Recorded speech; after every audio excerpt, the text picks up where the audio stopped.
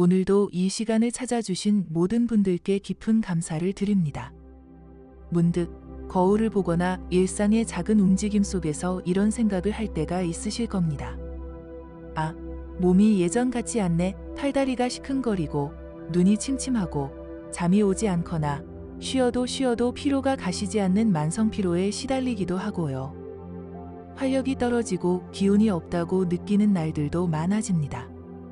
분명 젊었을 적에는 밤을 새워도 끄떡없었고 굳은 일을 해도 다음 날이면 거뜬히 일어났는데 말이죠. 마치 세월이 마법이라도 부린 듯 우리 몸은 어느새 스스로의 의지와는 상관없이 조금씩 다른 길을 걷고 있는 것 같습니다. 이러한 변화 앞에서 때로는 불안하고 서운하고 답답한 마음이 찾아들기도 합니다. 어쩌면 그동안 잊고 지냈던 인생의 큰 질문들이 하나둘 떠오를 수도 있습니다. 오늘 이 시간은 바로 이렇게 몸과 마음의 변화 앞에서 흔들리는 우리 자신을 어떻게 평화롭게 다스릴 수 있을지 부처님의 깊은 지혜 속에서 그 답을 찾아보는 시간이 될 것입니다.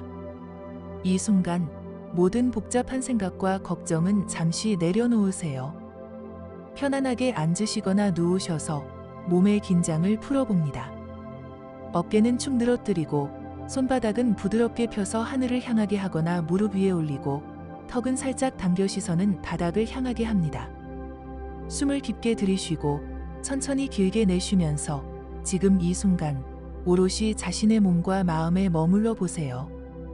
저의 목소리가 여러분의 마음속 깊이 닿기를 바랍니다.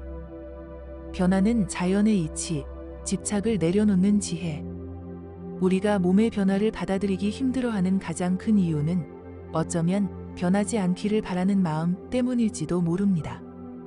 늘 젊고 건강하기를 바라고 어제와 같은 에너지를 가지기를 기대하며 과거의 아름다웠던 혹은 강했던 자신의 모습에 집착하곤 합니다. 하지만 부처님께서는 이 세상 모든 것이 끊임없이 변한다는 진리를 설하셨습니다. 이것이 바로 재행무상의 가르침입니다. 모든 것은 변하며 영원한 것은 없다는 것이죠. 생각해 보세요. 봄에 피어나는 꽃이 여름의 무성함을 거쳐 가을의 단풍으로 물들고 겨울의 눈 속에 잠기듯이 자연의 모든 순간은 끊임없는 변화의 연속입니다. 흘러가는 강물은 한순간도 같은 물방울로 머무르지 않습니다. 아침에 떠오른 해가 저녁에 지고 다시 새로운 아침을 맞이하듯이 우리 주변의 모든 것은 찰나마다 생겨나고 사라집니다.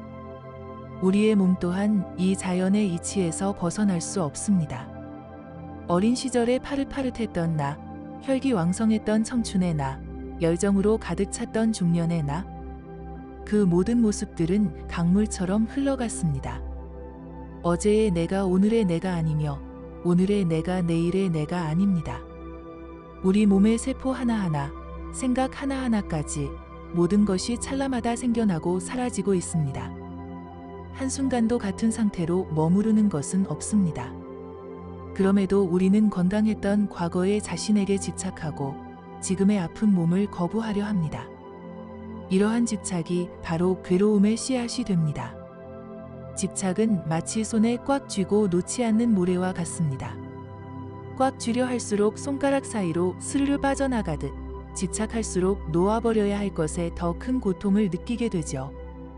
왜냐하면 무상한 것은 그 본성상 결코 고정되거나 영원히 머무를 수 없기 때문입니다. 나이가 들어 몸이 약해지고 기력이 떨어진다는 것은 결코 나쁜 일이나 벌이 아닙니다. 이것은 자연스러운 현상이며 모든 생명이 겪는 변화의 과정입니다. 마치 나무가 푸른 잎을 떨구고 겨울을 맞이하듯 우리 몸 또한 삶의 다음 단계를 준비하는 과정일 수 있습니다. 불교의 핵심 가르침 중 하나인 모아의 개념도 이와 맥락을 같이 합니다. 나라고 불리는 고정된 실체는 없으며 모든 것은 끊임없이 변화하는 요소들의 집합이라는 것이죠. 우리의 육체 또한 지수화풍사대로 이루어진 오온의 결합이며 이 오온마저도 공하다는 가르침은 우리의 집착을 내려놓게 하는 깊은 지혜를 담고 있습니다. 몸의 변화를 알아차리고 이를 자연스러운 이치로 받아들이는 것, 이것이 첫걸음입니다. 지금 느껴지는 통증, 줄어든 기력, 느려진 발걸음. 이 모든 것을 옳고 그름으로 판단하지 않고 단지 이러한 변화가 있구나 하고 객관적으로 바라보는 연습을 해보세요. 마치 거울을 보듯이, 창밖에 지나가는 구름을 보듯이 우리의 몸과 마음에 일어나는 현상들을 있는 그대로 바라보는 것입니다. 판단하지 않고 저항하지 않고 그저 흐름에 몸을 맡기는 것입니다. 집착을 내려놓을 때 우리는 비로소 자유로워질 수 있습니다. 무상을 진정으로 알게 되면 우리의 마음은 점차 가벼워지기 시작합니다. 고통과 번뇌의 분리, 마음을 지켜보는 지혜. 몸이 아플 때 우리는 종종 몸의 통증 그 자체보다 그 통증으로 인해 파생되는 생각과 감정 때문에 더 힘들어하곤 합니다. 예를 들어 무릎이 아프면 통증 그 자체뿐만 아니라 이 무릎 때문에 아무것도 할 수 없어. 점점 더 악화될 거야. 왜 하필 나에게 이런 고통이 오지? 나는 무엇을 잘못했나? 와 같은 생각들이 꼬리에 꼬리를 물고 이어지면서 마음에 큰 괴로움을 더하게 됩니다. 부처님께서는 고통에는 두 가지 종류가 있다고 말씀하셨습니다. 첫째는 피할 수 없는 신체적 고통, 즉 아픔 그 자체입니다. 이는 태어나면 늙고 병들고 죽는다는 생로병사의 진리처럼 삶의 한 부분입니다. 둘째는 그 고통 때문에 일어나는 마음의 번뇌, 즉 괴로움입니다. 이것은 통증에 대한 우리의 저항, 판단, 걱정, 불평, 후회 등 마음이 만들어내는 반응입니다. 여기서 중요한 점은 신체적 고통은 우리 의지로 완전히 없애기 어렵지만 마음의 번뇌는 충분히 다스릴 수 있다는 것입니다. 비유하자면 날아오는 화살을 맞았을 때 첫 번째 화살은 몸에 박히는 통증 자체이고 두 번째 화살은 그 통증 때문에 스스로를 괴롭히는 생각과 감정입니다. 현명한 사람은 첫 번째 화살은 피할 수 없지만 두 번째 화살은 맞지 않습니다. 우리는 통증을 느끼지만 그 통증으로 인해 괴로워할지는 선택할 수 있습니다. 그렇다면 어떻게 마음의 번뇌를 다스릴 수 있을까요? 바로 마음을 지켜보는 연습, 즉 명상과 알아차림을 통해서입니다. 지금 몸이 불편하거나 어딘가 아픈 부분이 있다면 그곳으로 마음의 주의를 가져가 보세요. 아프다는 생각 대신 통증의 느낌에만 집중해 보세요. 욱신거리는지, 찌릿한지, 묵직한지, 화끈거리는지, 혹은 마치 벌레가 기어가는 듯한 느낌인지, 어떤 느낌인지 세밀하게 관찰합니다. 좋고 나쁨의 판단을 멈추고 단지 느껴지는 대로 바라봅니다. 마치 과학자가 현미경으로 대상을 관찰하듯이 나의 통증을 객관적으로 관찰하는 것입니다.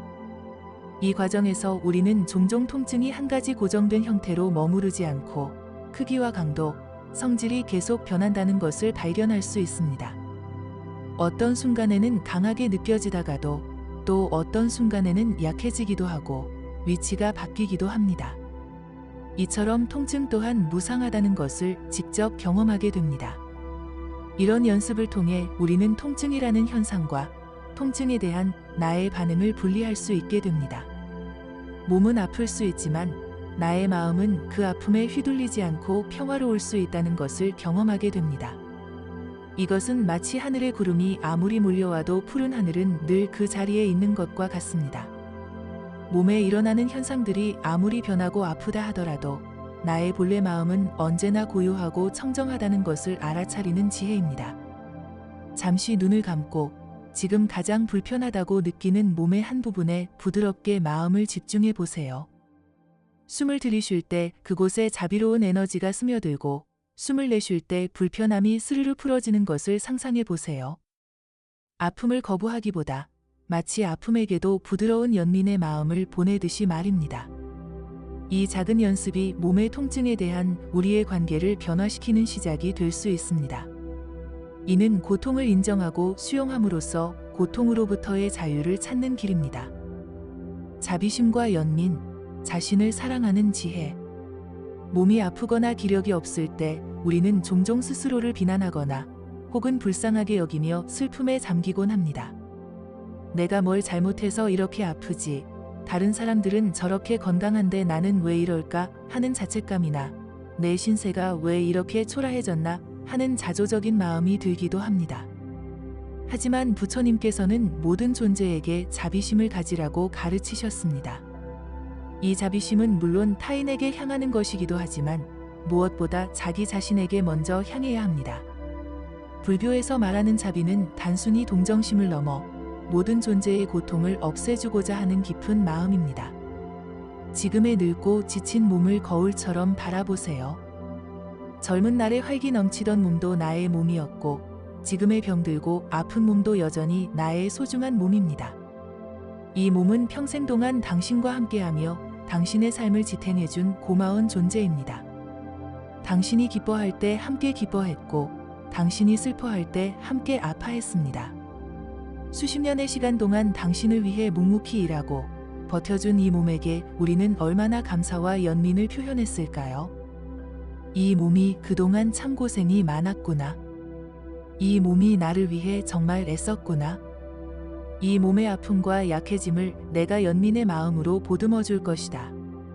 이런 마음으로 자신의 몸을 어루만지듯이 따뜻한 시선으로 바라봐 주세요. 혹 아픈 부위가 있다면 그곳에 부드럽게 손을 얹고 따뜻한 기운이 그곳을 감싸 안는다고 상상해 보세요. 스스로에게 깊은 자비심을 베풀어 보세요. 아프고 힘든 자신에게 누구보다 따뜻하고 다정한 위로의 말을 건네주세요. 다른 사람에게 친절을 베풀듯 스스로에게도 충분한 친절과 배려를 아끼지 마세요. 우리 모두는 불완전하고 유한한 존재임을 인정하는 것에서부터 진정한 자비가 시작됩니다. 또한 노년기에 접어들면 기력이 약해지는 것은 지극히 자연스러운 현상입니다. 기력이 없음을 자책하거나 젊은이들이 활기 넘치는 모습과 자신을 비교하며 슬퍼할 필요가 없습니다. 불교에서는 수행도 정도껏 하라고 했습니다. 이는 몸이 보내는 신호에 귀 기울이고 충분히 쉬어주며 무리하지 않는 것이 가장 현명한 길임을 의미합니다. 우리의 몸은 우리에게 한계를 알려주고 삶의 속도를 늦추라고 속삭이는 것입니다. 자신에게 과도한 요구를 하기보다 지금 이 순간 몸이 필요한 것을 알아차리고 그것을 채워주는 것이 진정한 자기 사랑이자 수행입니다. 이제는 속도를 늦추고 휴식을 취하고 내면의 평화를 찾는 데 집중할 때입니다. 과거의 나를 붙잡고 씨름하기보다 지금 이 순간의 나를 온전히 받아들이고 사랑하는 것이야말로 가장 큰 지혜입니다. 자신을 향한 자비심은 비어있는 그릇에 물을 채우는 것과 같습니다. 그 그릇이 채워져 넘칠 때 비로소 다른 이들에게도 베풀 수 있는 여유와 지혜가 생겨나는 법입니다. 죽음과 삶의 유한성 인정, 내려놓고 비우는 지혜. 어느덧 삶의 황혼기에 접어들고 몸의 약해짐을 경험하다 보면 우리는 죽음이라는 삶의 마지막 여정에 대해 더 깊이 생각하게 됩니다. 어떤 분들에게는 두려움으로 다가올 수도 있고 또 어떤 분들에게는 피하고 싶은 주제일 수도 있습니다. 하지만 부처님께서는 삶의 유한성을 인정하는 것이 오히려 삶을 더 충만하게 사는 지혜라고 가르치셨습니다. 모든 것은 왔다가 가는 것입니다. 우리 몸도 그러하며 이 세상 모든 관계도 심지어 우리의 생각과 감정도 그러합니다. 죽음을 직시하는 것은 우리가 남은 삶의 순간순간을 더욱 소중히 여기고 불필요한 집착과 번뇌를 내려놓게 하는 강력한 동기가 됩니다. 치매와 같은 질병도 노년층에게 찾아올 수 있는 자연스러운 현상입니다. 이 또한 무상의 이치 안에서 바라보아야 할 것입니다. 이 몸은 잠시 빌려 쓰는 옷과 같습니다. 영원히 나의 것이라고 붙잡을 수 있는 것은 아무것도 없습니다. 때가 되면 빌려 입은 옷을 벗어놓고 떠나듯이 우리 영혼 또한 잠시 머물렀던 육신을 내려놓고 본래의 자리로 돌아갑니다.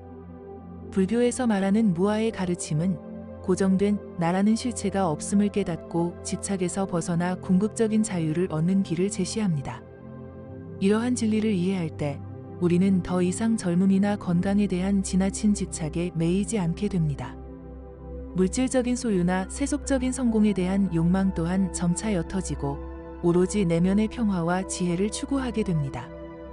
마치 가을날 마른 나뭇잎이 스스로 가지에서 떨어져 흙으로 돌아가듯 모든 것을 내려놓고 비워내는 연습이 필요합니다.